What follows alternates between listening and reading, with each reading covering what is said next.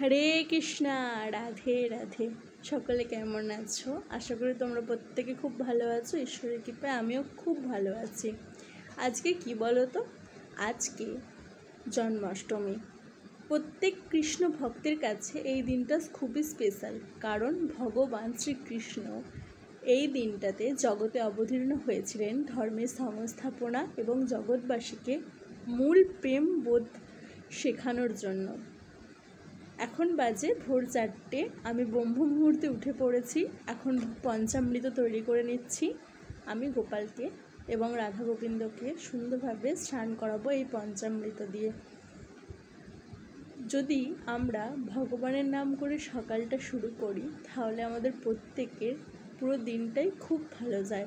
আর আমাদের কাছে আমাদের মতো কৃষ্ণ ভক্তের কাছে ভগবানই সমস্ত কিছু। দেখো, পঞ্চামৃত তৈরি করে ফেললাম। এবার আমি গোপালকে বসিয়ে দেব এবং এই পঞ্চামৃত দিয়ে গোপালকে স্নান করাবো। তোমরা অবশ্যই দেখো আমি কীভাবে করলাম। প্রথমে গোলাপ জল, অগরুপ, মধু, ঘি এবং টক দই এবং দুধ দিয়ে ভালো করে আমি মাখিয়ে নিলাম জলটাকে। এটা দিয়েই আমি ভগবানকে স্নান করাবো। দেখো, গোপালকে আমি সুন্দরভাবে নামিয়ে নিচ্ছি। এই আমাদের লাড্ডু গোপাল। দেখো, গোপালকে বসিয়ে দিলাম। এবার আমি সুন্দর করে বিগ্রহে অভিষেক করাবো। এবার আমি রাধারানীকে বসাবো, তারপর রাধা গোবিন্দকে। দেখো, অনেক ব্যক্তি বলে থাকেন যে আমাদের ভগবানের প্রতি আস্থা নেই, ভগবানের প্রতি আমাদের ভালোবাসা আসে না। তাদেরকে বলি, সময় থাকতে থাকতে ভগবানকে ভালোবাসতে শেখো। কারণ আমরা এই পৃথিবীতে আছি সেটা একমাত্র তার জন্য, তার দেওয়া নিঃশ্বাস প্রশ্বাসের জন্য, তার দেওয়া কার্য করার ক্ষমতার জন্য। অনেকে আবার বলে, এই সময় কি ভগবান পুজো করার সময়? আর একটু বয়স হোক আমাদের, তখন আমরা পূজা অর্চনায় মনোযোগ দেব। তাদের কাছে আমার একটাই কথা, আচ্ছা, বয়স হয়ে যাওয়ার পর কি পূজা অর্চনা করা যায়? যখন তুমি হাঁটু নিয়ে উঠতে পারবে না, বুঝতে পারবে না, ভগবানকে সুন্দর করে প্রণাম করতে পারবে না, ভগবানের শৃঙ্গার করতে পারবে না, তখন কি তুমি চাইলেও মনের মতো করে ভগবানের পূজা করতে পারবে না?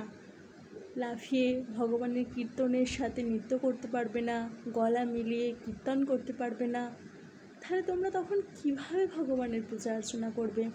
আমার মতে যত সম্ভব আস্তে আস্তে ভগবানের পূজা অর্চনায় মনোযোগ দাও। কারণ যদি এখন থেকে আমাদের এই অভ্যাস থাকে না, পরবর্তীকালে ভগবানের এই পূজা অর্চনায় আমাদের কোনো রকম অসুবিধা হবে না। দেখো, কথা বলতে বলতে ভগবানকে অভিষেক করিয়ে দিয়েছি। আবার একটু ওপর দিয়ে দই দিয়ে ভালো করে মাখিয়ে অভিষেক করাচ্ছি। তো ভগবানের অভিষেক হোক, তোমরা দেখো। আর কিছু কথা বলি তোমাদের সাথে।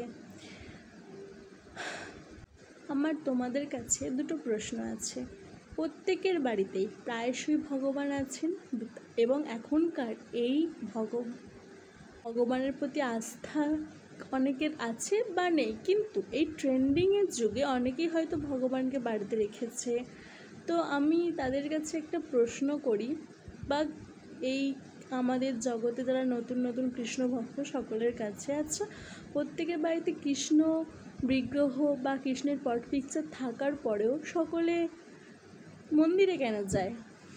এটা আমার তোমাদের কাছে প্রশ্ন। তোমরা উত্তরটা জানলে আমাকে অবশ্যই জানিও। দেখো, ভগবানের স্নানাদি হয়ে গেছে এবং ভগবানকে সুন্দর করে সিংহাসনে ভগবানের জায়গা পেতে ভগবানকে বসিয়ে দিলাম। এ দেখো, এই জামাটা নিয়ে এসেছিলাম, এটা সুন্দর করে গোপালকে পরিয়ে দিলাম।